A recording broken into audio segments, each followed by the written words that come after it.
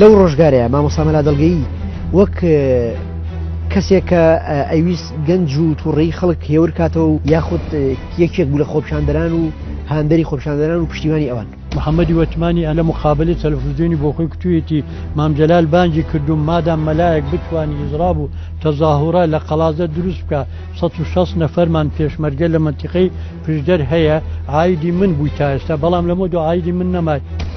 ڕوودا و مێژوو لەگەڵ مەلا محەممەدی دڵگەیی کەسێتی سیاسی و ئاینی لە ناوچەی پشدەر. 16 پێنجی 1970 تۆ یاداشتێکی دەخاڵی بۆ خزمەتکردن بە دۆزی کورد لەو ناوچەیە ئەخیتە بەدەست حکومەتی عێراقی. ئەم نیعامە کە بۆ سەدامی نووسیوە سەدام لە دوو جێ بە دەستخەتی خۆی لەسەری نووسیوە گەڕانەوەی خەڵقی ئۆردوگاکان بۆ شوێنی پێشویان لە دێهاتەکانی خۆی کردنی خوێندن لە قۆناغەکانی سەرەتایی و ناوەندی بە زبانی کوردی.